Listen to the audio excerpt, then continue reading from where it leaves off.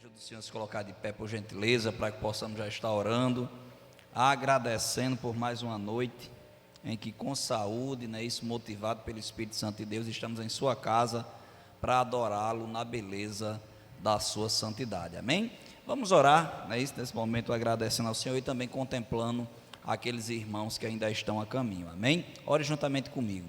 Eterno e soberano Deus, estamos, Senhor, reunidos em tua casa, meu Pai, gratos, Senhor, por mais um dia que tu nos concedes, Senhor, e uma noite, Senhor, onde estamos em tua casa no propósito de adorá-lo na beleza da tua santidade, meu Pai. Nós te pedimos, Senhor, ser conosco por meio do teu Santo Espírito, meu Pai, usando cada um que por aqui irá passar, Senhor, seja entoando louvores, Senhor, de adoração a ti, meu Pai, seja ministrando a tua igreja por meio da tua palavra, Senhor, usa poderosamente, Senhor, de modo que saímos daqui diferente de como entramos, Senhor. Nós te apresentamos também, Senhor, os teus servos que ainda estão a caminho da tua casa, Senhor. Protege, Senhor, do homem mau e sanguinário, Senhor, os traz em paz e nos proporciona, Senhor, um culto repleto da tua presença, meu Pai. Nós te pedimos por tudo isso e já te agradecemos em nome de Jesus. Amém. Glórias a Deus. Podeis sentar, meus amados irmãos. Vamos iniciar um momento de louvor ao nosso Deus com os nossos hinos congregacionais, para a qual eu queria convidar o copastor Natanael, ele que vai estar aqui conduzindo esse momento de louvor e adoração.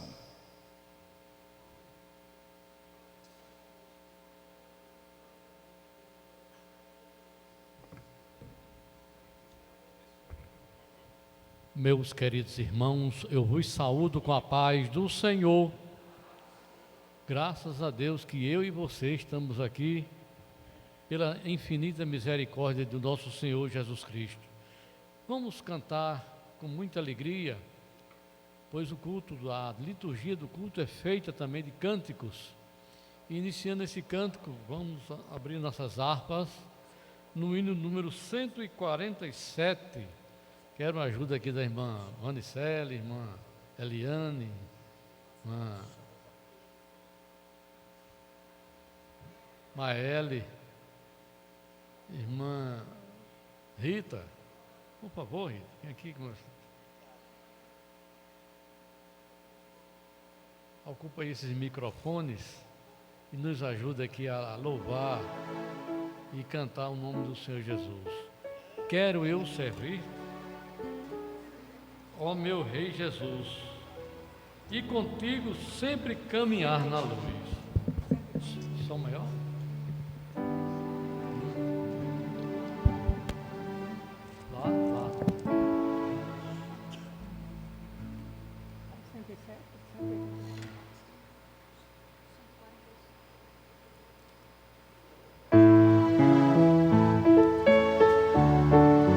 Aleluia.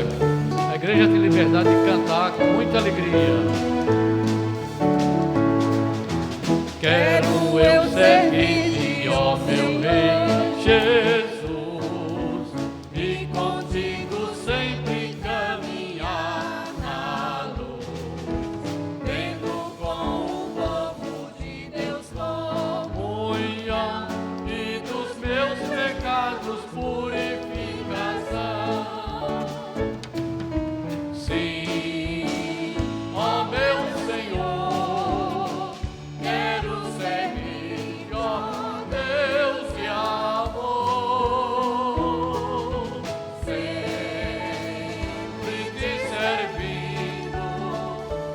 Também dando a ti louvor.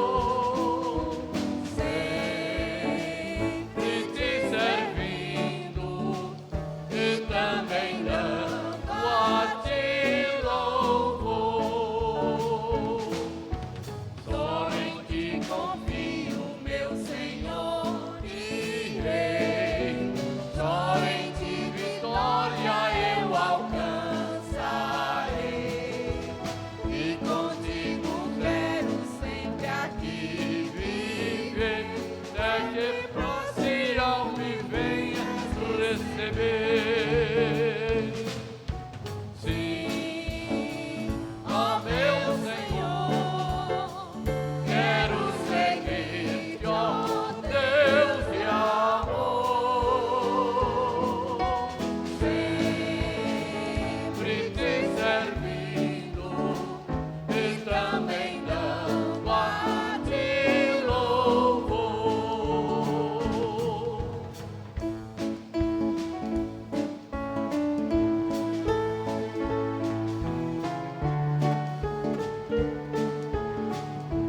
Aleluia, glória a Deus. Louvado seja o nome do Senhor para sempre. Cante o coro. Sim, ó meu Deus. Sim, ó meu Senhor, quero seguir, ó Deus de amor, sempre te servindo e também dando a ti louvor.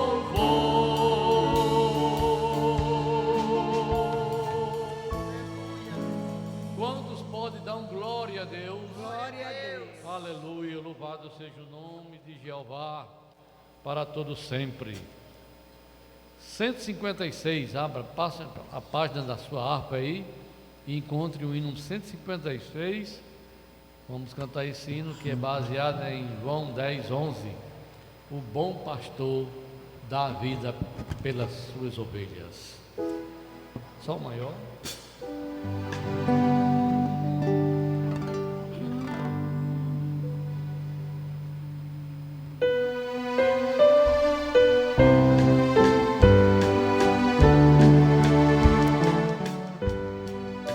Aleluia. Cante com muita alegria. O bom pastor buscou-me, já longe no redil,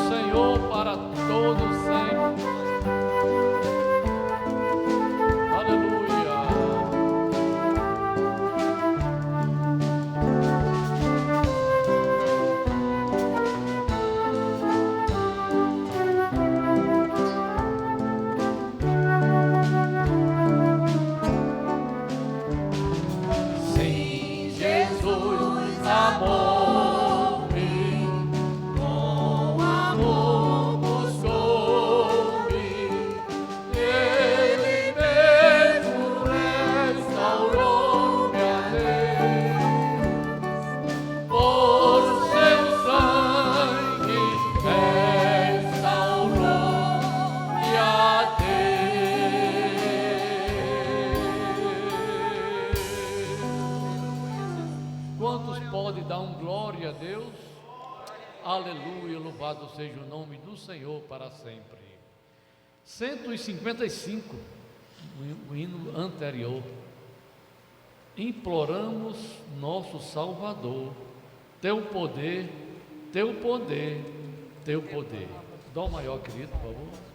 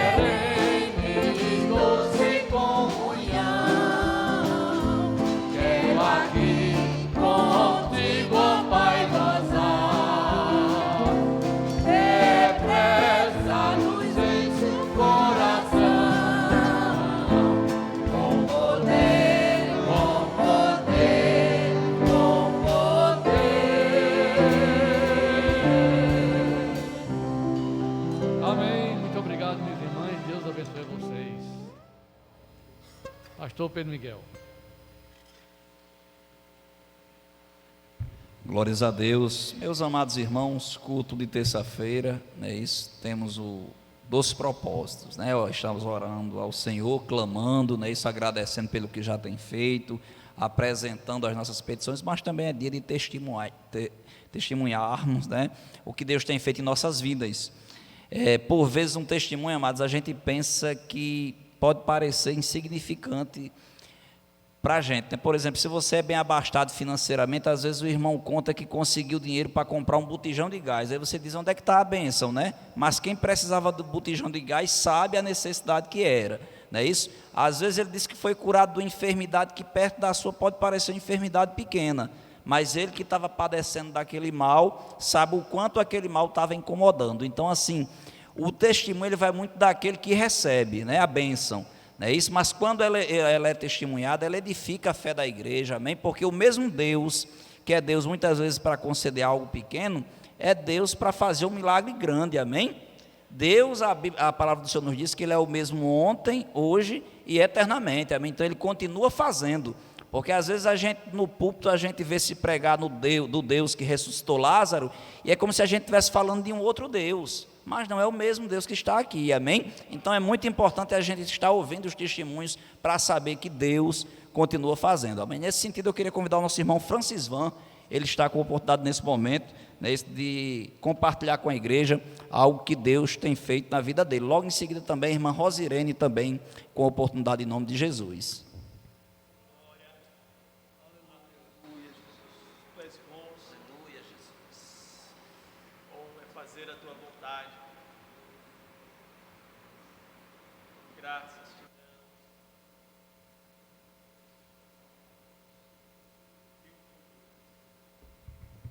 Meus irmãos, eu vos cumprimento com a paz do Senhor. Eu estou muito feliz e agradecido a Deus por essa oportunidade que o Senhor me concede de estar aqui. E eu queria mencionar aqui um texto bíblico para a minha fala, que é o Salmo 15. É um texto muito conhecido.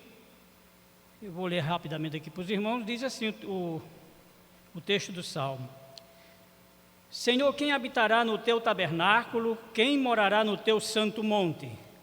Aí ele responde: aquele que anda em sinceridade e pratica justiça e fala verazmente segundo o seu coração. Aquele que não difama com a sua língua, nem faz mal ao seu próximo, nem aceita nenhuma afronta contra o seu próximo. Aquele a cujos olhos o réprobo é desprezado, mas honra os que temem ao Senhor. Aquele que mesmo que jure com dano seu, não muda. Aquele que não empresta o seu dinheiro com usura, nem recebe suborno contra o inocente. Quem faz isto, nunca será abalado. O texto, né, o título vem desse salmo, que é um canto, vai dizer o verdadeiro cidadão do céu, e mostra algumas características dessa pessoa, ou desse verdadeiro cidadão do céu. E eu queria me deter no versículo 4, são várias características, mas o versículo 4 vai dizer que uma das características é aquele que, mesmo que jure com dano seu, não muda, né? Então, a questão do juramento ou do voto, né? A Bíblia vai nos trazer várias referências sobre voto. E não há nenhum mandamento, que eu me recorde, de nenhum mandamento para que a gente faça voto.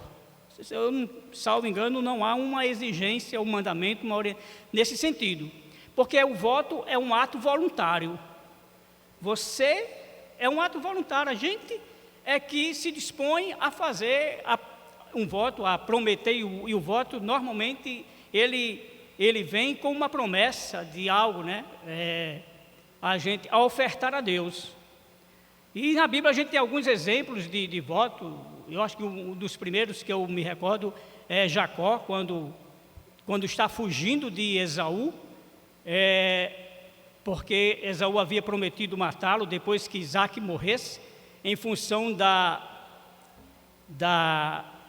do engano, né, vamos dizer assim, que Jacó enganou Esaú, adquirindo o direito da primogenitura.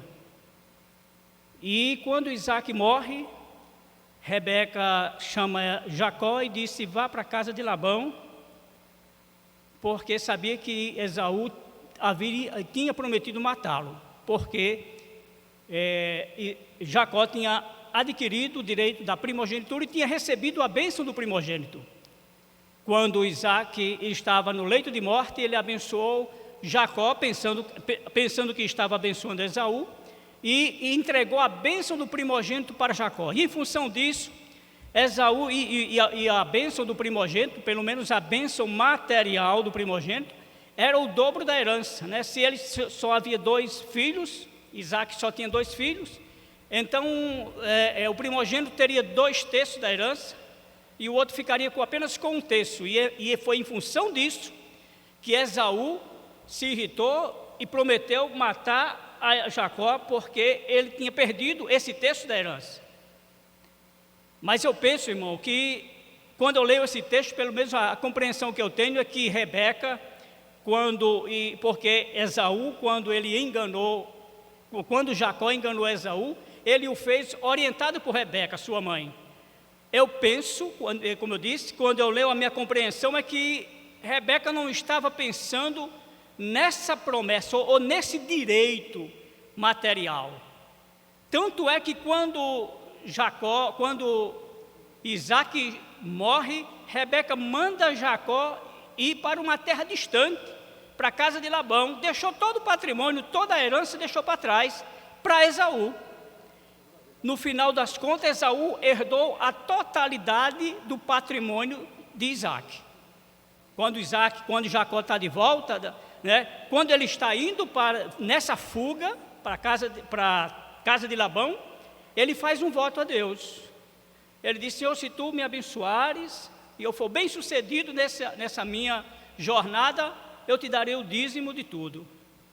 Na volta, Jacó vem talvez com mais bem, mais rico do que o próprio Esaú, que tinha herdado a totalidade da herança, e a gente vê aí a visão material e a espiritual de cada um. No meu entendimento, Rebeca, quando orientou Isaac, ela estava pensando na bênção que Deus havia dado a Abraão. É essa bênção que Rebeca estava visualizando para que Isaac, ou para que Jacó herdasse a bênção de Abraão. E foi essa bênção que Jacó herdou, Israel levou o nome, Jacó é da casa de Jacó, é dos filhos de Jacó, que a nação de Israel vai ser totalmente formada, as 12 tribos, com os filhos dele, com os nomes deles, e o próprio Jacó recebe o nome de Israel quando ele está voltando. Quando ele está indo, ele faz o voto. Quando ele está voltando, ele luta com o anjo, e o anjo muda o nome dele para Israel. Então a gente vê, e tem outros exemplos aí de pessoas que fizeram voto, que estavam em angústias e em grandes apertos. Tem Jefté, um voto de um juiz, Jefté, que vai para uma guerra, e ele faz uma promessa, um voto a Deus para se vencer a guerra, oferecer um sacrifício. De fato, e outros mais, temos os ninivitas que estavam numa angústia e fizeram voto a Deus de jejuar. Temos Paulo também fazendo voto, quando está no alto mar, no navio naufragando. Enfim, o voto que eu quero chegar, a conclusão que eu quero dizer é que o voto é sempre feito num contexto de dificuldade, de angústia, de aperto, num contexto de tribulação. E aqui é onde é que eu chego com o meu testemunho. Em 2000, eu sou servidor público, trabalho no Tribunal de Justiça, e já há 35 anos. E eu ocupava um cargo comissionado lá, desde 2020, eu vinha ocupando cargo comissionado, e em 2013 eu passei uma angústia muito grande, porque eu havia adquirido o apartamento que eu estou morando hoje, e as prestações ficaram muito elevadas. E na minha angústia, eu sentia a necessidade de deixar esse cargo comissionado. Eu sentia a necessidade de entregá-lo. Só que eu tinha acabado de assinar o contrato com o banco, o contrato de financiamento. E o valor da prestação era o valor do cargo comissionado.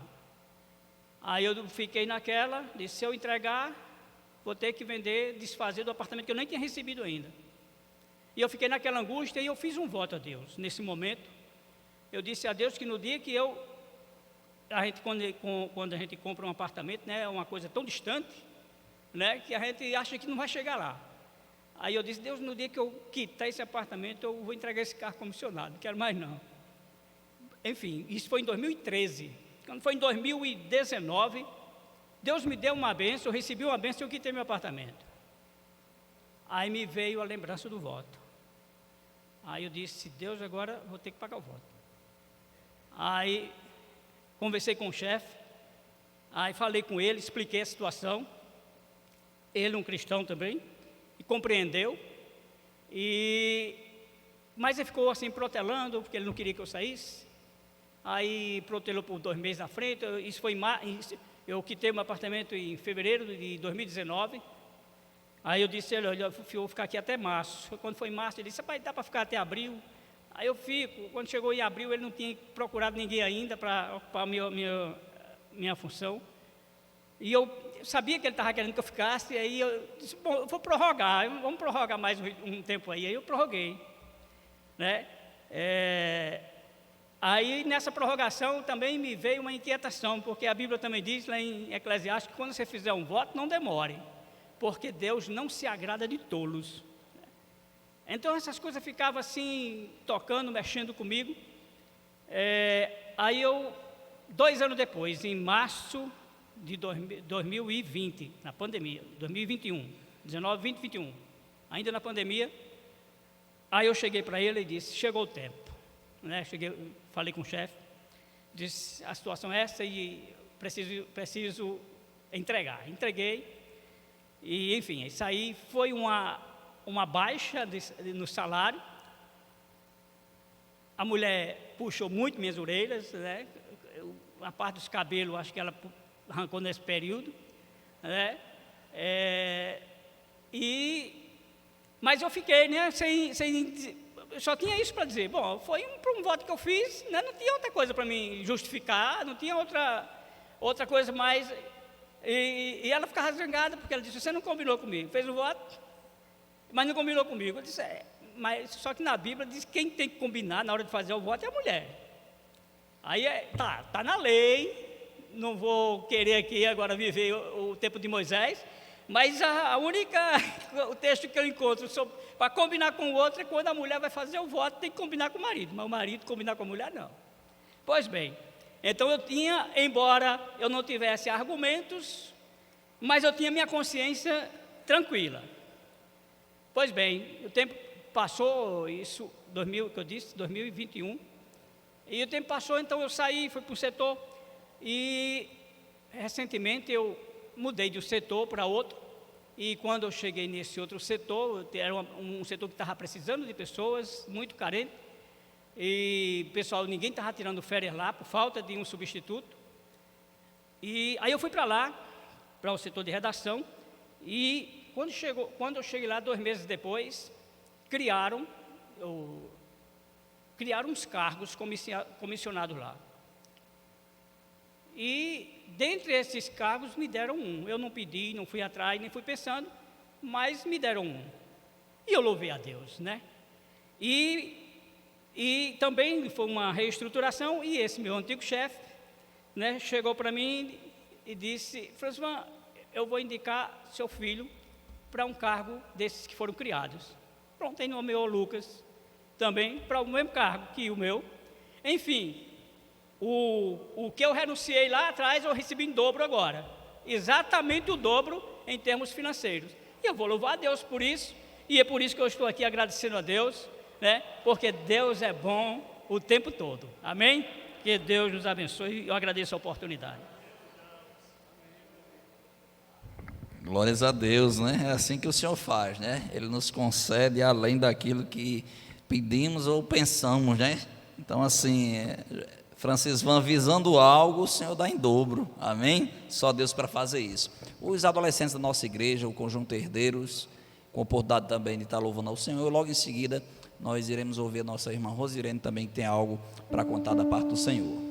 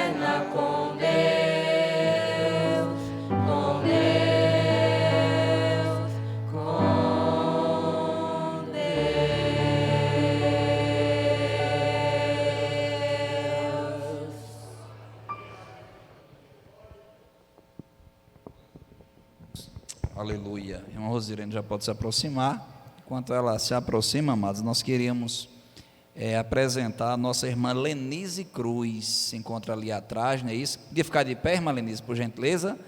Ela, né, que inclusive hoje a irmã Dulce teve a grata surpresa de reencontrar uma amiga de infância, né? Ela disse que não estava reconhecendo a fisionomia, mas quando começaram a conversar, chegaram à conclusão que eram amigas de infância, né? A irmã Lenise, que já mora ali há 22, é nossa, né? É aqui de Natal, mas está há 22 anos morando ali nos Estados Unidos, né, na Flórida, né? Ovelha do pastor Joel, ali na Flórida, mas hoje está conosco, né? E a igreja se está feliz, não é isso, com a presença da nossa irmã. Vamos dizer todos em uma só voz: seja bem-vinda em nome de Jesus.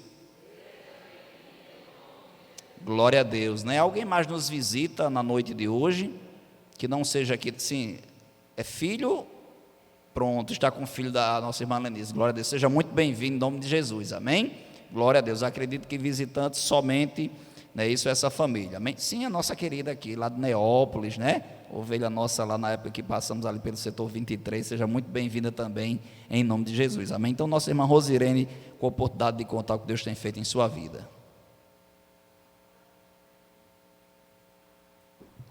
Eu saúdo a igreja com a paz do Senhor. Também quero agradecer a Deus, né? É bom a gente agradecer a Deus. O irmão Francisco estava contando o testemunho e eu estava pensando. Hoje eu cheguei e eu me sentei ali, sem ter assim programado nada. Eu senti a necessidade de agradecer a Deus, porque há alguns meses, aliás, há uns 45 dias atrás, antes do Congresso das Senhoras, eu fazendo meus exames de rotina, a médica que estava fazendo a ultrassonografia mamária, ela detectou um cisto, um nódulo. Ela disse que era um nódulo. E eu fiquei muito preocupada, porque ela me fez um grande assombro. Mas graças a Deus por isso, né? Às vezes a gente diz, a médica, quando eu levei o mastologista, ele disse assim, mas essa médica não deveria ter feito certos comentários sobre esse seu cisto, esse nódulo. Mas naquela hora que eu estava ali, naquela hora do exame, aquilo me chamou a atenção, a forma que ela estava falando e mostrando aquele nódulo, e disse, olha, eu vou pedir agora mesmo uma biópsia desse nódulo, e fez aquele assombro. E eu estava com a viagem marcada para outra semana, não tinha condições nem de marcar. Marquei o meu retorno para a minha médica, mas tinha ainda espaço de tempo muito grande, que não dava para mim ir antes. E eu viajei, eu não participei até do congresso, participei só virtual, né? Mas eu fiquei ali orando e mostrando e entregando ao Senhor, e fiquei aqueles dias ali apreensiva, mas eu orei, e aqui participando do congresso, mesmo pela internet, assistindo os cultos, e entreguei ao Senhor, e descansei no Senhor, aleluia, e o Senhor chegou com misericórdia. Quando eu cheguei, eu consegui um mastologista muito conceituado, que era da família de uma vizinha minha, e ela marcou, Rosirene, você está muito apreensiva, vamos marcar logo. E eu fui ali, levei aquele exame, e ele disse, você quer fazer amanhã? Eu vou fazer um exame ali, uma punção, você quer amanhã? Eu digo, quero agora. E graças a Deus, aquele exame, aquela punção, foi tão, o conteúdo foi tão simples, que o médico disse, vou fazer biópsia disso não, isso aqui é só gordura.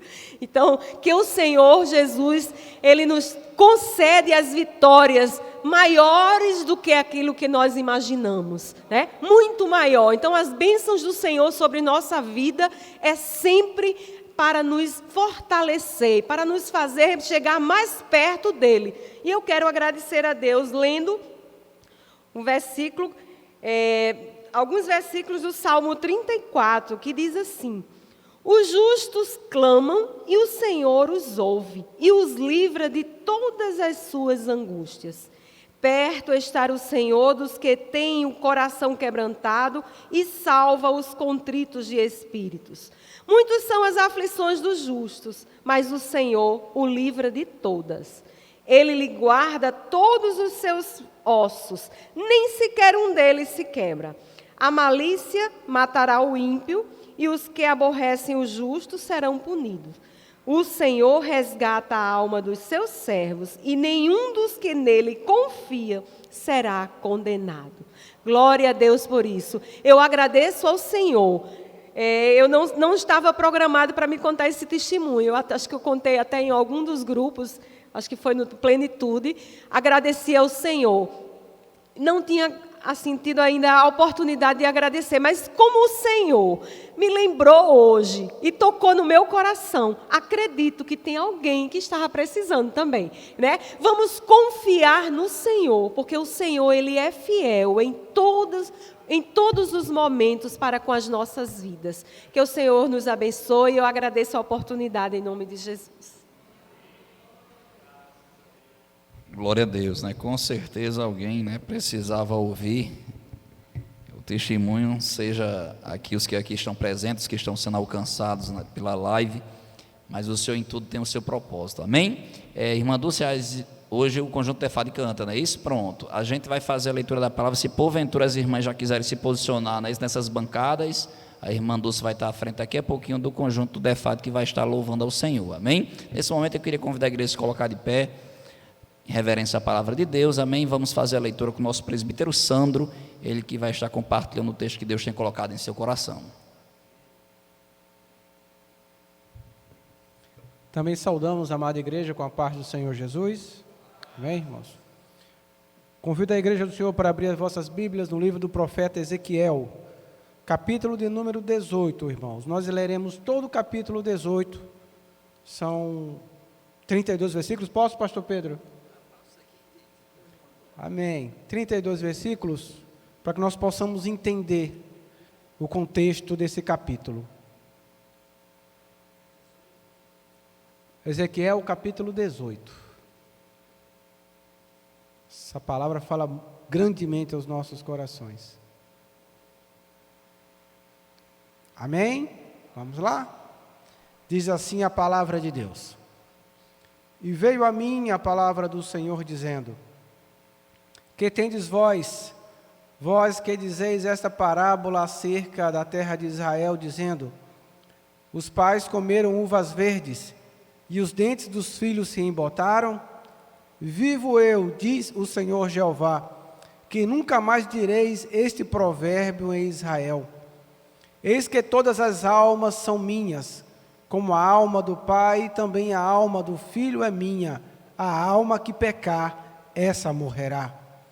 Sendo, pois, o homem justo e fazendo juízo e justiça, não comendo sobre os montes, nem levantando os olhos para os ídolos da casa de Israel, nem contaminando a mulher do seu próximo, nem se chegando à mulher na sua separação, não oprimindo a ninguém, tornando ao devedor o seu penhor, não roubando, dando o seu pão ao faminto, cobrindo ao nu com veste, não dando o seu dinheiro à usura, não recebendo demais, desviando sua mão da injustiça, fazendo verdadeiro juízo entre homem e homem, andando nos meus estatutos e guardando os meus juízos, para proceder segundo a verdade.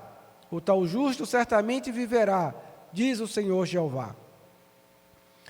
E se ele gerar um filho ladrão, derramador de sangue, que fizer a seu irmão qualquer destas coisas, e não cumprir todos aqueles deveres, mas antes comer sobre os montes e contaminar a mulher de seu próximo, e oprimir ao aflito e necessitado, e praticar roubos, e não tornar o penhor, e levantar os olhos para os ídolos, e cometer abominação, e emprestar com usura, e receber demais, porventura viverá? Não viverá. Todas essas abominações ele fez, certamente morrerá, o seu sangue será sobre ele. E eis que se ele gerar um filho, que veja todos os pecados que seu pai fez, e vendo-os, não cometer coisas semelhantes, não comer sobre os montes, e não levantar os olhos para os ídolos da casa de Israel, e não contaminar a mulher de seu próximo, e não oprimir a ninguém, e não retiver o penhor, e não roubar, e der o seu pão ao faminto, e cobrir ao nu com veste, e desviar do aflito a mão, e não receber usura em demasia, e fizer os meus juízos, e andar dos meus estatutos, o tal não morrerá pela maldade de seu pai, certamente viverá. Seu pai, porque fez opressão e roubou os bens do irmão, e fez o que não era bom no meio do seu povo, eis que ele morrerá pela sua maldade. Mas dizeis, por que não levará o filho a maldade do pai? Porque o filho fez juízo e justiça, e guardou todos os meus estatutos e os praticou. Por isso, certamente viverá. A alma que pecar, essa morrerá. O filho não levará a maldade do pai, nem o pai levará a maldade do filho. A justiça do justo ficará sobre ele, e a impiedade do ímpio cairá sobre ele. Mas se o ímpio se converter de todos os seus pecados que cometeu, e guardar todos os meus estatutos, e fizer juízo e justiça, certamente viverá, não morrerá. De todas as suas transgressões que cometeu, não haverá lembrança contra ele. Pela sua justiça que praticou, viverá. Desejaria eu, de qualquer maneira, a morte do ímpio? Diz o Senhor Jeová. Não desejo, antes que se converta dos seus caminhos e viva. Mas, desviando-se o justo da sua justiça, e cometendo a iniquidade, e fazendo conforme todas as abominações que faz o ímpio, porventura viverá? De todas as suas justiças que tiver feito, não se fará memória. Na sua transgressão com que transgrediu, e no seu pecado com que pecou, neles morrerá. Dizeis, porém, o caminho do Senhor não é direito. Ouvi agora, ó casa de Israel. Não é o meu caminho direito? Não são os vossos caminhos torcidos? Desviando-se o justo da sua justiça, e cometendo iniquidade, morrerá por ela. Na sua iniquidade que cometeu, morrerá. Mas, convertendo-se o ímpio da sua impiedade que cometeu, e praticando o juízo e a justiça, conservará este a sua alma em vida. Pois quem reconsidera e se converte de todas as suas transgressões que cometeu, certamente viverá, não morrerá. Contudo, diz a casa de Israel, o caminho do Senhor não é direito. Não são os meus caminhos direitos, ó casa de Israel, e não são os vossos caminhos torcidos? Portanto, eu vos julgarei, a cada um conforme os seus caminhos, ó casa de Israel, diz o Senhor Jeová. Vinde e convertei-vos de todas as vossas transgressões, e a iniquidade não vos servirá de tropeço. Lançai de vós todas as vossas transgressões com que transgredistes, e criai em vós um coração novo e um espírito novo. Pois, por que razão morrereis, ó casa de Israel, toda a igreja do Senhor? Porque não tomo prazer na morte do que morre, diz o Senhor Jeová. Convertei-vos, pois, e vivei. Glória a Deus. Glórias a Deus. Queria convidar o irmão Francisvan e o irmão Adejá, né? Eles vão servir ao Senhor recolhendo os dízimos e ofertas, amém? Amados, o irmão Sandro fazia a leitura aqui em Ezequiel, inclusive no dia 2 de outubro está se iniciando, né, isso, o 4º trimestre da nossa escola bíblica dominical, e a lição de adultos toma por base o livro do profeta Ezequiel, amém? Então eu particularmente, é uma prática que eu costumo, quando a EBD, a lição, toma por base um livro, eu faço a leitura previamente do livro, né? Embora você já tenha lido, mas sempre é bom estar mastigando, né? Estar degustando a palavra do Senhor, né? Uma aula, pronto, a irmã Dulce aqui, professora Dulce, lembrando que esse capítulo vai ser inclusive uma aula, né? Então não por acaso estivemos meditando aqui no capítulo do livro de Ezequiel, amém? Glória a Deus. Nosso irmão Samuel vai estar aqui orando, né? Agradecendo ao Senhor pela palavra lida, né? Isso também contemplando as finanças do povo de Deus, da igreja e dos irmãos em Cristo, e logo em seguida o conjunto Defade, louvando e engrandecendo o nome do Senhor. Aleluia. Cumprimento a todos com a paz do Senhor. Amém? Oremos. Amantíssimo Deus, eterno Pai, em Tua presença estamos, agradecendo a Ti por esse pão celeste que desce para alimentar Teu povo. Pai amado, Pai querido, abençoa também cada dizimista e ofertante da sua casa, aquele que irá Te adorar com seu dízimo e sua oferta.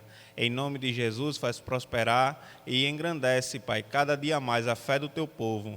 Em o nome de Jesus, amém.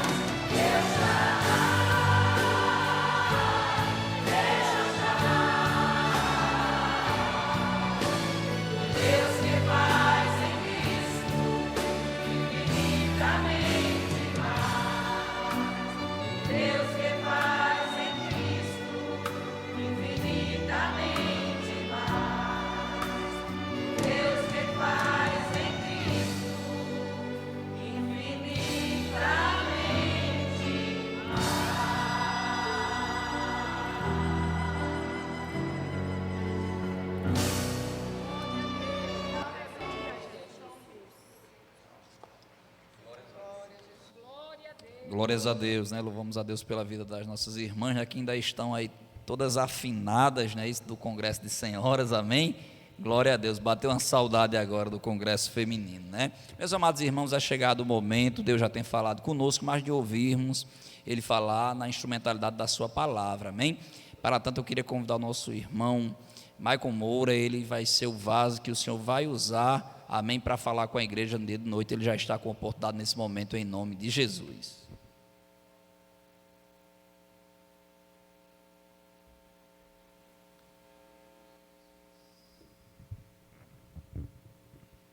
Eu saúdo a igreja com a paz do Senhor.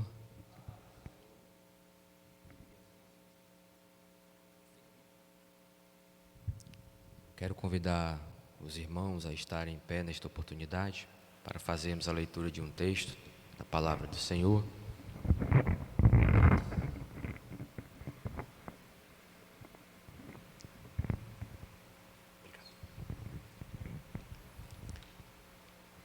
Eu quero convidar você a abrir a sua Bíblia no Evangelho segundo Mateus, no capítulo de número 12, a partir do versículo de número 38 ao versículo de número 42. Evangelho segundo Mateus, capítulo 12, versículo 38 ao 42. Nos diz assim a palavra do Senhor. Então, alguns dos escribas e dos fariseus tomaram a palavra dizendo: Mestre, quiséramos ver da tua parte algum sinal. Mas ele lhes respondeu e disse: Uma geração má e adúltera pede um sinal, porém não lhe dará outro sinal, senão o do profeta Jonas. Pois, como Jonas esteve 3 dias e 3 noites no ventre da baleia, assim estará o Filho do Homem 3 dias e 3 noites no seio da terra.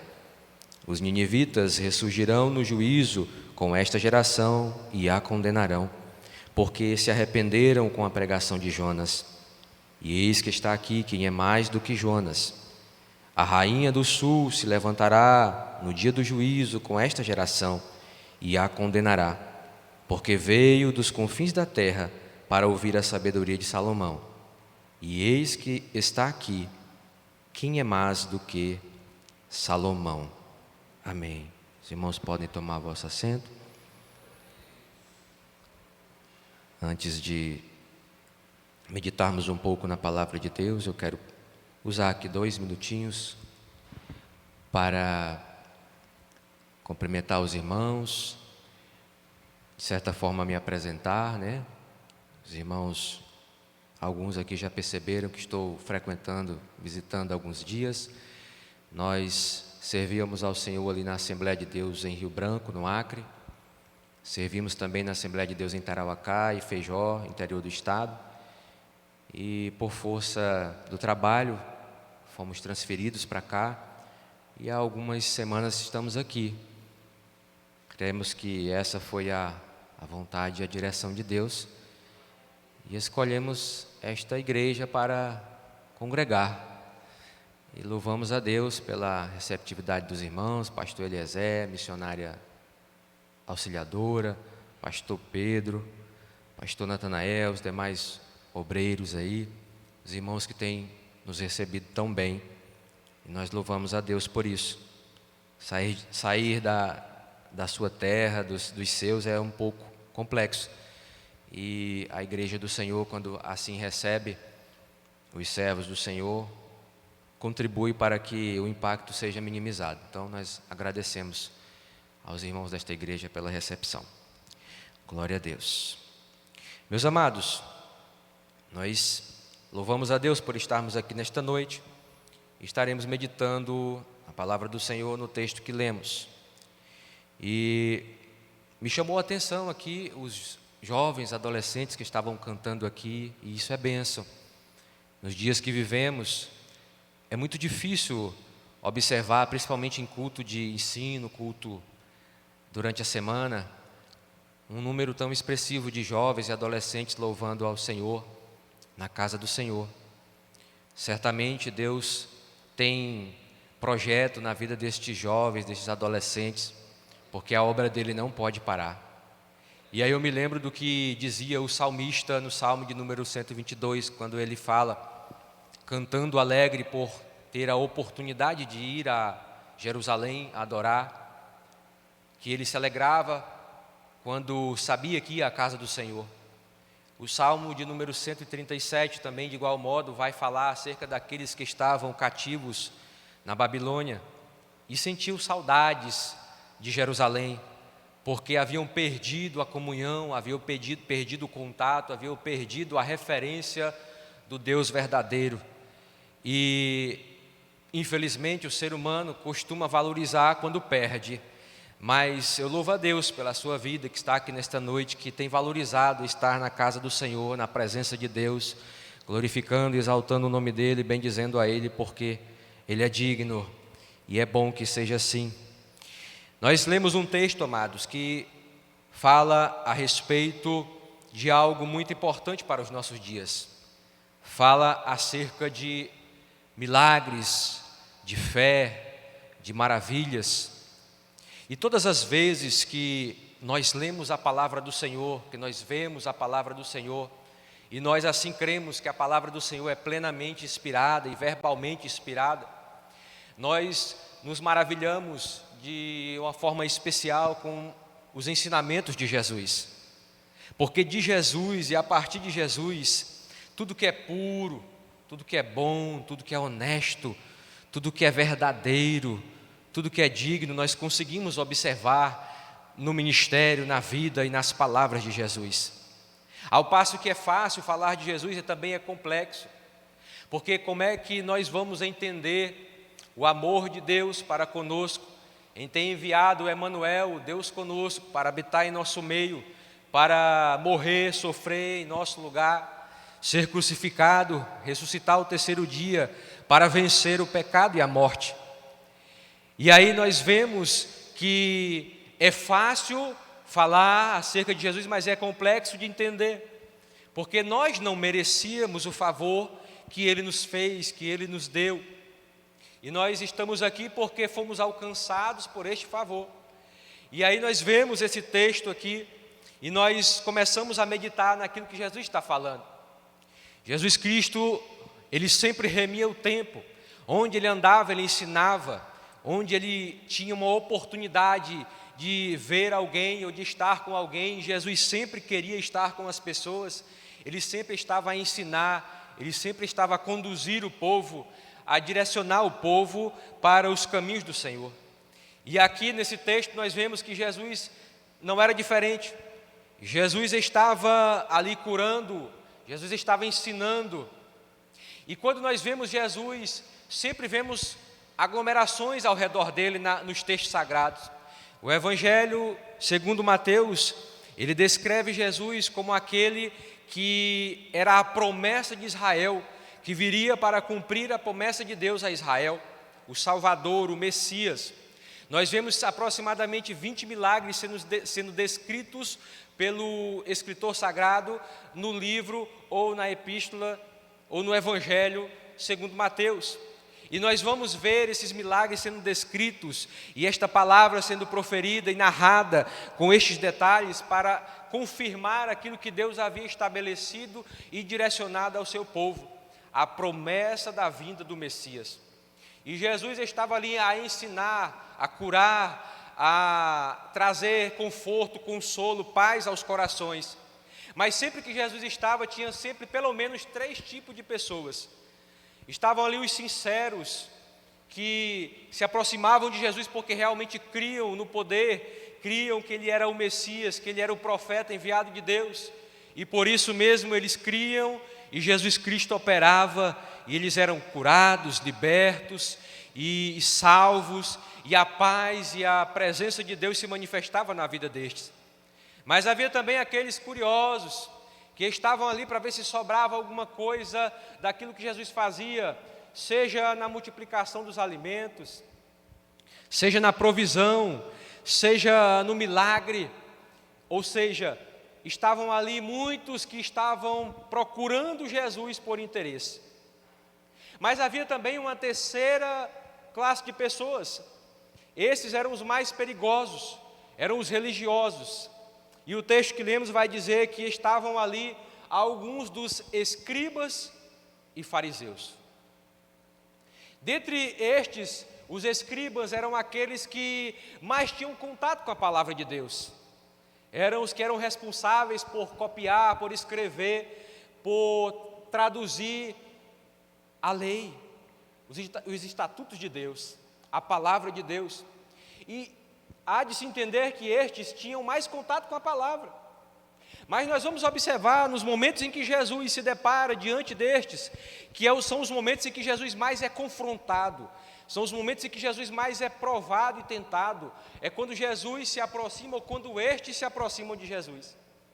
E aí o texto vai dizer que Jesus estava ensinando, e eles diziam assim, tomam uma palavra dizendo: mestre, quiséramos ver da tua parte algum sinal. E é contraditório ouvir eles falarem isso, porque eles mesmos estavam presenciando o que Jesus estava fazendo. Eles mesmos haviam presenciado Jesus curar o paralítico de Cafarnaum. Eles mesmos haviam presenciado Jesus fazer a multiplicação, curar o enfermo. No capítulo de número 12, dos versículos iniciais ali, o homem da mão mirrada. Eles mesmos haviam presenciado milagres extraordinários da parte de Deus, realizados por Jesus. E estes estavam dizendo: mestre, queríamos ver um sinal da tua parte. Na verdade, eles não estavam querendo ver um sinal para crer, não. Eles estavam pedindo um sinal para justificar a sua incredulidade.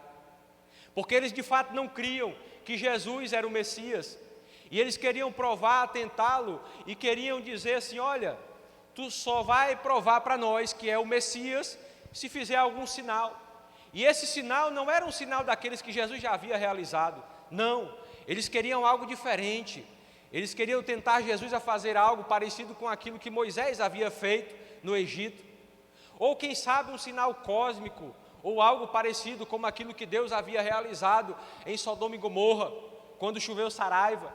Eles queriam algo diferente daquilo que Jesus havia apresentado para justificar a incredulidade deles na divindade de Cristo.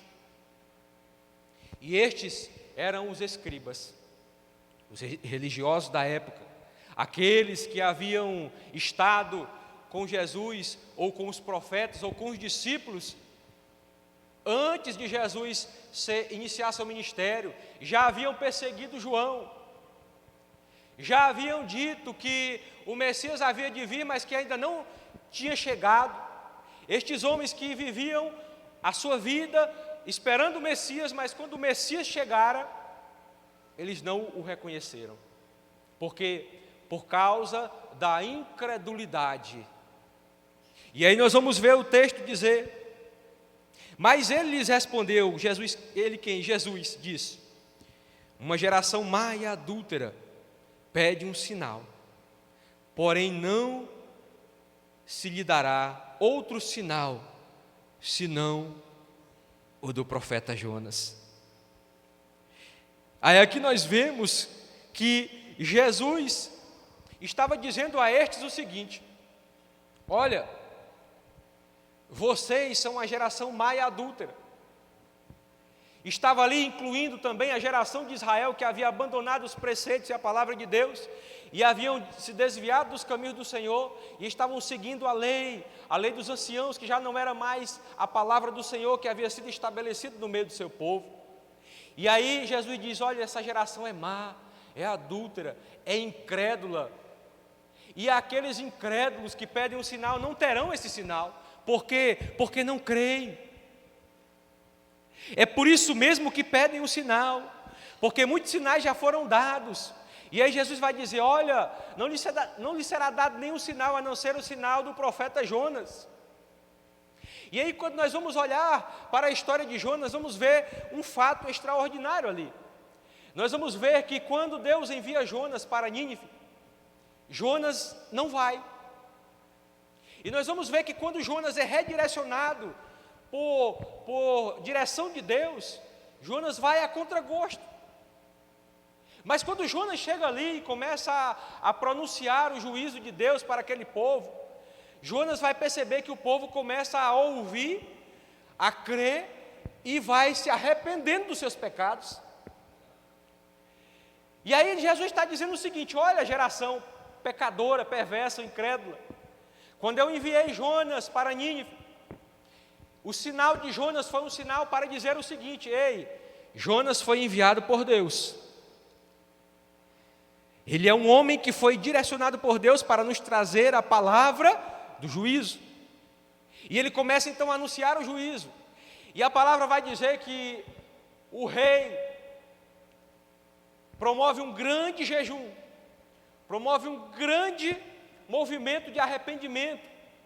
E a palavra do Senhor vai dizer no livro do profeta Jonas que o povo então se converte, se arrepende de Deus, se arrepende do juízo que traria sobre a cidade. Aqui nós vemos claramente Deus mostrando para aquela geração, para os religiosos, que eles tinham tudo para receber de Deus a provisão, a direção, a bênção, a fé que edifica, mas não receberam. Ele diz: olha, o povo de Nínive ouviu a voz de Jonas, que foi enviado por mim, e se converteu. E aí o Senhor vai dizer: nenhum outro sinal lhe será dado, senão do profeta Jonas. Pois como Jonas esteve 3 dias e 3 noites no ventre da baleia, assim estará o Filho do Homem 3 dias e 3 noites no seio da terra. Jesus já estava falando mais à frente, dizendo: olha, vocês estão vendo eu curando, batizando, salvando, libertando, ressuscitando mortos, e vocês não creem. Mas, quando eu morrer, no 3º dia eu vou ressuscitar, e quando eu ressuscitar, vocês vão cair em si e vão dizer: ei, eis o sinal, aqui estava o Messias. E Jesus diz: olha, vocês precisam ser mais crentes. A incredulidade tomou conta daquele povo. Nós vamos entender que os escribas não eram a classe dominante dos religiosos daquela época, não. Mas eles tinham uma influência muito grande, porque eles ministravam a palavra de Deus. E aqui nós vemos uma contradição muito grande, muito grave. Nós vemos aqueles que deviam ser os guardiões da palavra, aqueles que deviam ser os anunciadores, aqueles que deviam ter percebido primeiramente a vinda de Cristo, estavam negando a presença do Messias na frente dele. Estavam dizendo: ei, faz um sinal, não é tu não. Tu dizes que é o Messias, mas nós queremos outros sinais.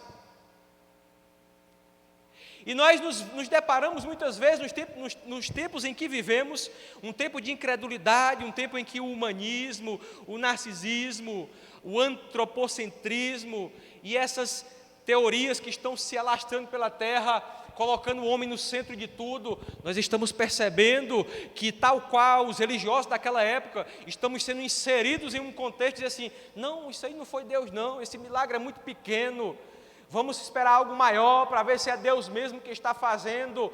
E nesse contexto nós estamos aos poucos caminhando para o contexto da incredulidade dos escribas e dos fariseus. E isso é muito perigoso, porque Jesus censurou eles de maneira muito drástica. Jesus disse: ó, vocês pedem um sinal, pois eu não dou, porque eu já estou dando e vocês não creem. E mesmo que eu desse esse sinal, vocês não creriam do mesmo jeito, porque o coração de vocês está inclinado para a incredulidade. O coração de vocês está inclinado para não aceitar, para não reconhecer a minha divindade. E aí então Jesus fala àqueles homens: e os ninivitas ressurgirão no juízo com esta geração. Olha a profundidade desta palavra, amados. Jesus Cristo está fazendo referência àquele povo que era o povo inimigo do povo de Israel, que perseguia o povo de Israel, ao qual o Senhor teve misericórdia, libertou, recebeu a mensagem através do profeta, se converteu.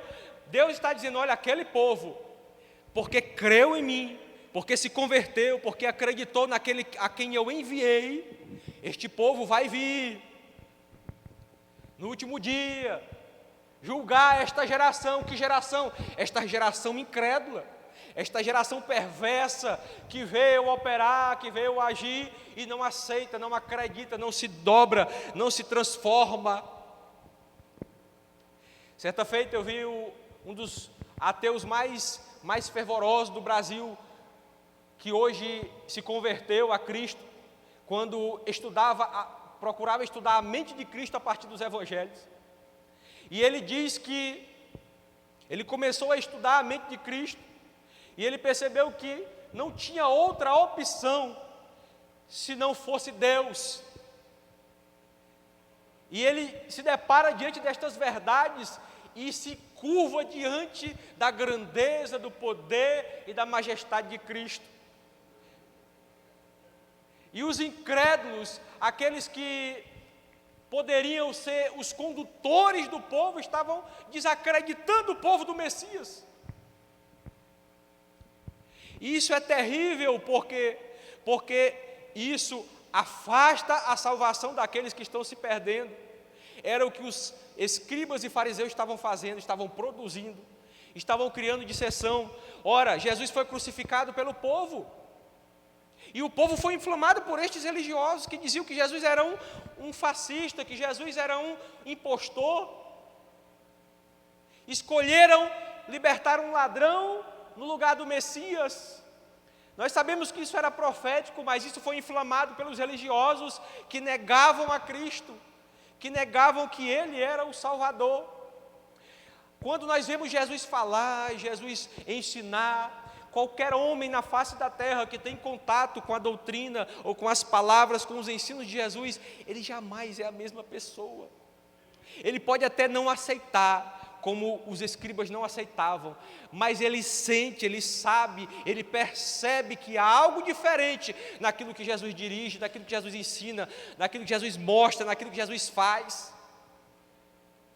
E nós precisamos entender que neste mundo, nesse contexto que nós vivemos, nós estamos percebendo que nós estamos vivendo um tipo de fé que não edifica.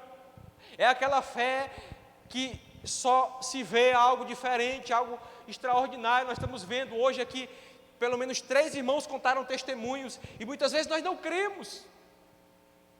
Muitas vezes nós dizemos, não, mas isso aí é pouca coisa, não é para Deus não. Não, Deus está fazendo, realizando, operando milagres, e nós precisamos entender que os sinais estão aí. Senão nós nos fazemos igual os escribas. E Jesus está batendo de frente com os escribas, porque Jesus, para se aproximar de Jesus, é preciso que tenha fé. E aí quando a gente fala de fé, nós precisamos entender a fé num sentido mais amplo, mais profundo, mais espiritual. Porque quando nós falamos de fé, vem logo à nossa mente a palavra acreditar. Não, eu acredito. Mas fé é muito mais do que acreditar. Fé é ter certeza, é estar certo, é estar convicto. Isso que é fé. E os escribas, infelizmente, não estavam convictos de que Jesus era o Messias. Eles não tinham essa certeza, porque o seu coração estava corrompido com a incredulidade. E se tem uma coisa que impede o homem de ver os milagres, as obras maravilhosas de Deus, chama-se incredulidade. Porque Hebreus 11 vai dizer que aquele que se aproxima de Deus é preciso que tenha fé. Para se aproximar de Cristo é preciso ter fé. Sem fé é impossível agradar a Ele. Sem fé não dá para agradar a Ele. Aí os escribas dizem, não, eu quero, então me mostra o sinal que eu creio em Ti. Não, é o contrário, crê que vai ver. Porque quando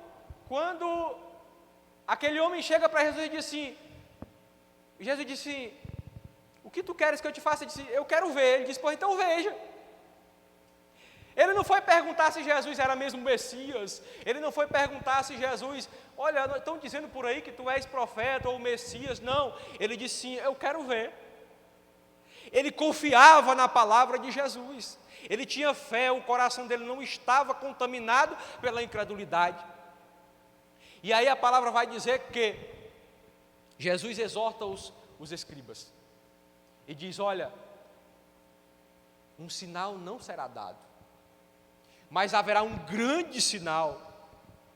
E esse sinal é muito perigoso, irmãos, porque quando se trata de Israel, no contexto escatológico, do que ainda vai acontecer e que a palavra do Senhor projeta acontecer para Israel, haverá o dia que Israel vai cair em si e vai dizer, nós rejeitamos o Messias, sim, mas esse dia será muito terrível, porque já vai ter passado o momento deles, no sentido profético, no sentido de aproveitar a oportunidade que o Messias havia dado para eles serem ponte de Deus para a humanidade.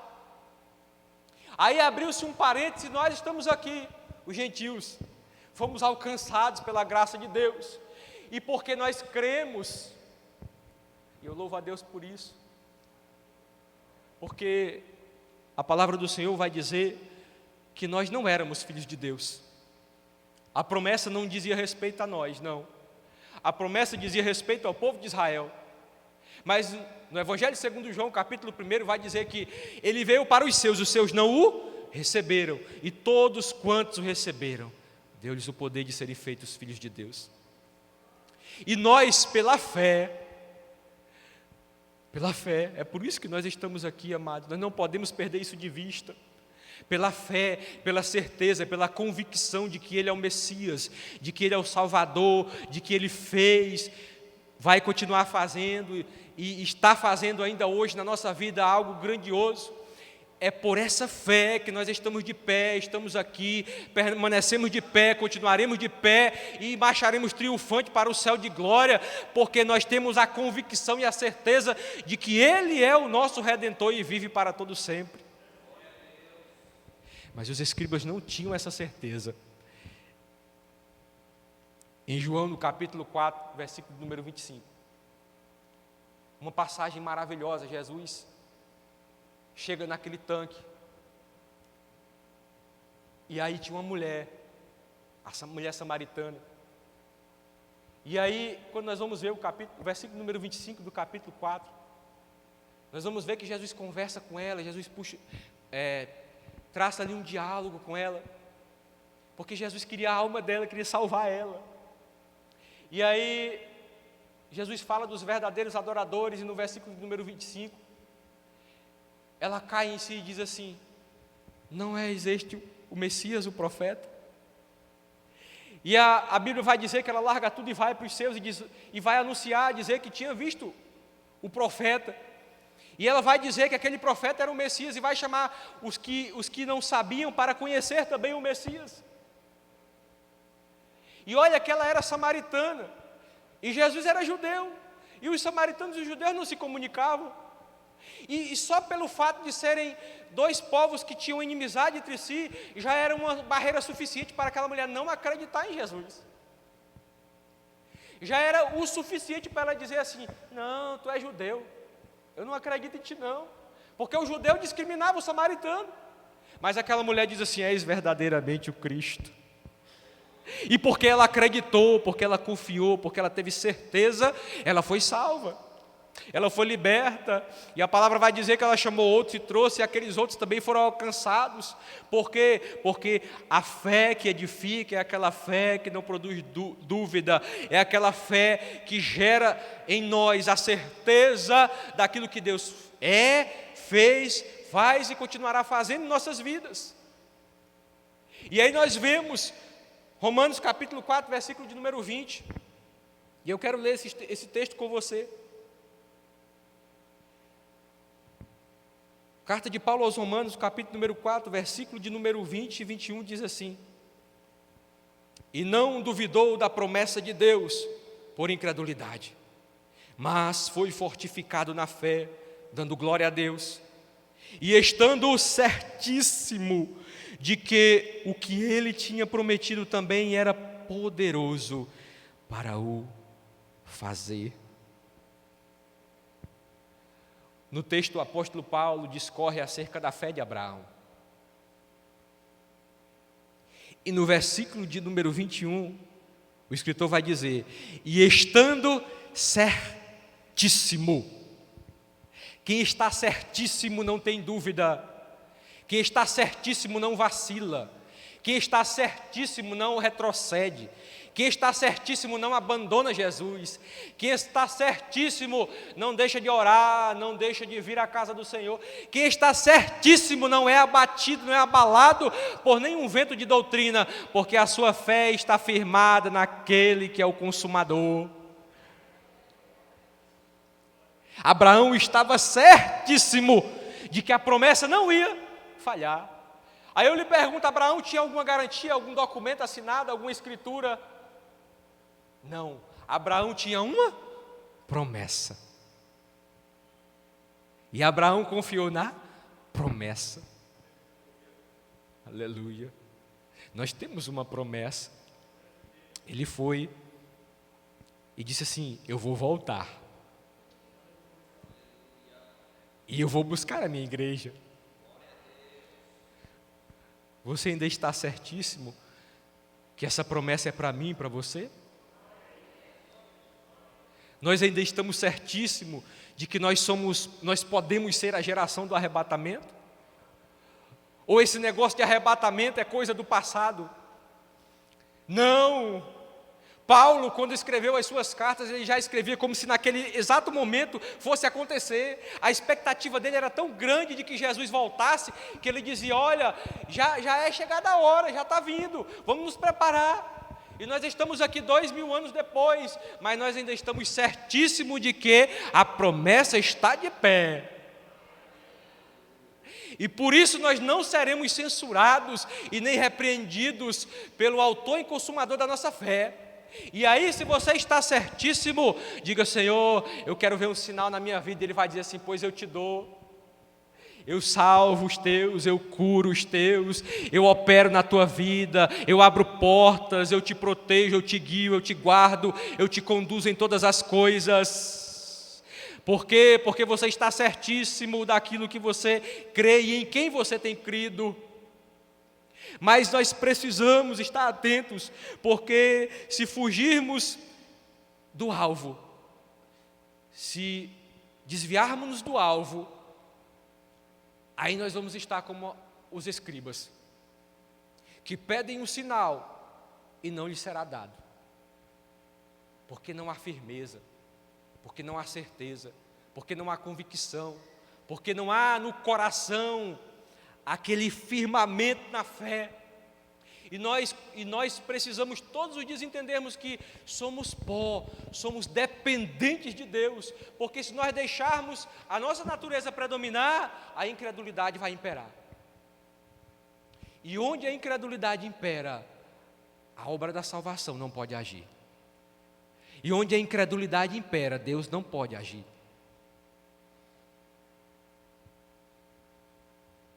Lucas 18:8 diz: quando porém vier o Filho do Homem, porventura achará fé na terra?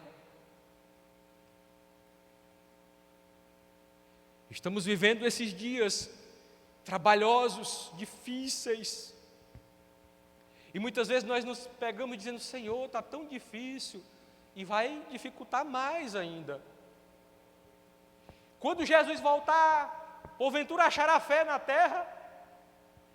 E eu digo que sim, porque tem um povo remanescente que está confiando na promessa e que está esperando na vinda gloriosa do Mestre Jesus, e nós estaremos aqui prontos para sermos arrebatados e confirmarmos aquilo que Ele projetou e colocou em nossas mãos, que é o grande projeto da salvação.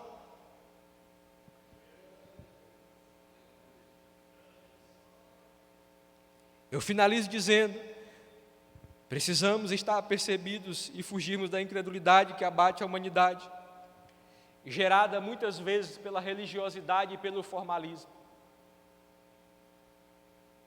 Porque assim eram os escribas e fariseus, eram muito zelosos da lei.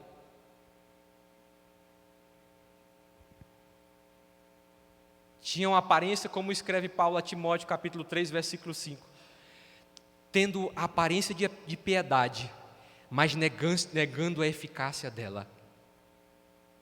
Em outras palavras, parece com crente, está empacotado igual crente,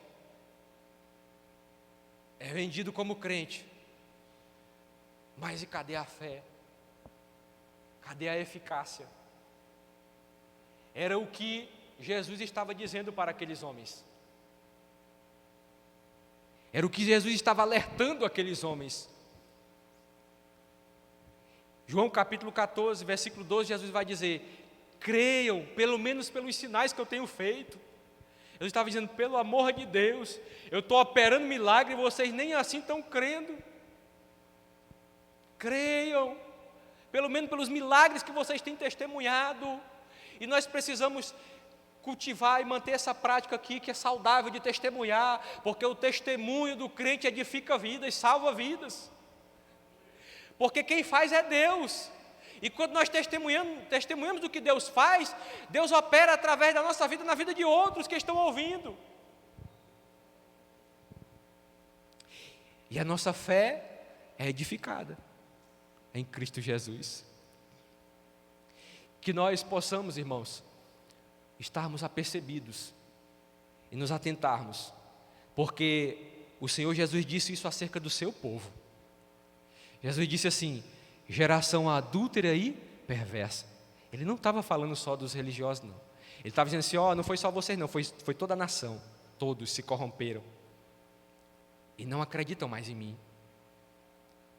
Geração adúltera e perversa.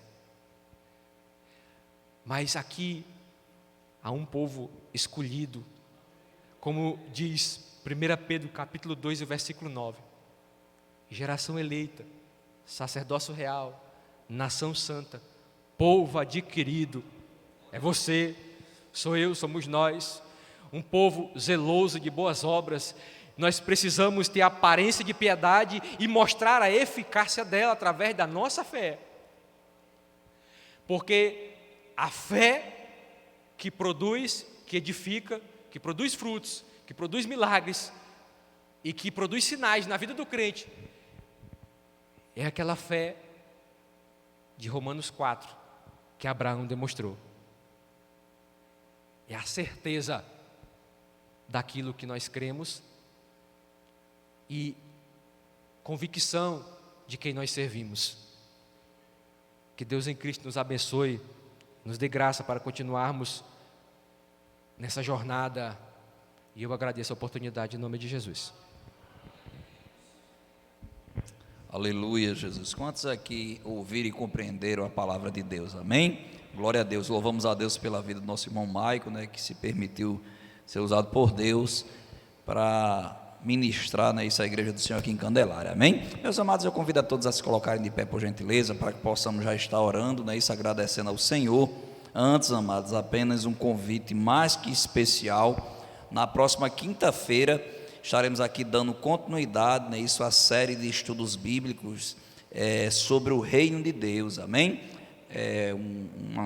Uma série que foi colocada no coração do pastor Eliezer de Souza, não é isso? Ele, inclusive, ele tem convidado alguns preletores. Na última quinta-feira, os irmãos lembram, né? Foi o pastor José Belo, ali do estado de São Paulo, que esteve ministrando. Na próxima quinta-feira, o pastor Eliezer vai estar aqui conosco, dirigindo o culto, mas quem vai estar ministrando é o irmão Sanderson Menezes, amém? Vai estar no episódio 2 da série, né, que fala a mensagem do reino de Deus, amém? Então, todos os irmãos convidados a estarem aqui, aprendendo mais a palavra do Senhor, sendo instruído conforme a santa palavra, amém? Glória a Deus. Nosso irmão Adejar vai estar orando, agradecendo a Deus por este culto maravilhoso, amados, e logo em seguida, nosso copastor Natanael vai estar impetrando a bênção apostólica. Graças a Deus, cumprimentamos os irmãos com a paz do Senhor. Quantos estão felizes com Jesus, com o que Deus tem feito? Quantos creem no Senhor Jesus? Amém? Que possamos ir para os nossos lares cheios dessa confiança, cheios dessa esperança. Quem tem promessa? Amém? Bendito Deus e amado Pai, graças te damos, Senhor, por este culto maravilhoso. Ó, sim, Senhor, por esta palavra, ó Deus, que ouvimos e meditamos nela.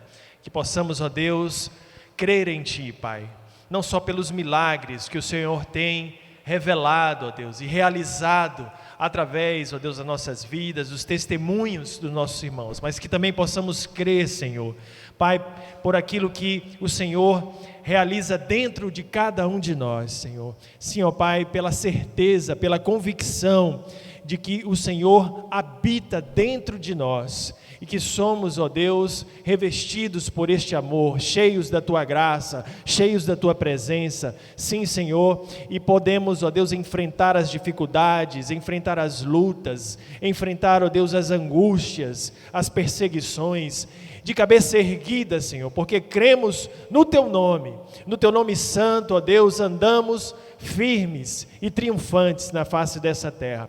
Reveste-nos, Senhor, da Tua graça e do Teu amor, leva-nos para os nossos lares em paz, em santidade, ó Deus, alegres, ó Pai, por tudo que ouvimos aqui e Te adoramos neste lugar, Te bendizemos e Te agradecemos por tudo, no nome santo de Jesus. Amém. Ainda em pé?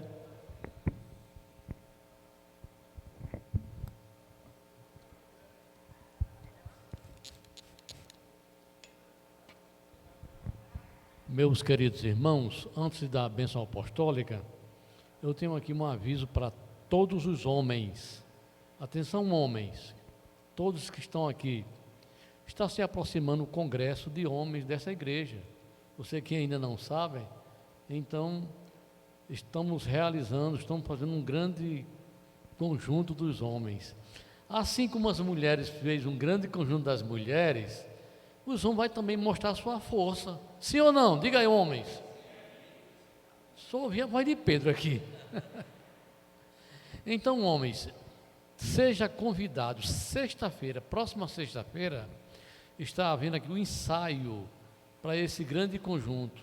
E eu quero contar com vocês aqui. Não eu só, mas o pastor Eliezer, pastor Pedro, não é isso, Pedro? É com vocês também aqui, viu? Todos os homens que estão aqui hoje estão devidamente convidados para virem sexta-feira participar do ensaio que está acontecendo aqui. Que horas, irmão Natanael? Às 19 horas, 7 horas da noite, até às 20 horas. Então, de 7 às 8 é o ensaio do conjunto dos homens, tá? Que logo após tem o ensaio do coral masculino, que é distinto um do outro, não é isso? Dois grupos distintos. Então tem o grande conjunto dos homens, que o ensaio é de 7 horas.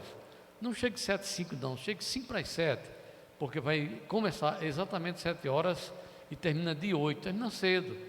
Então você está sendo convidado, venha, em nome de Jesus, e eu tenho certeza, irmão, que você será abençoado por Deus.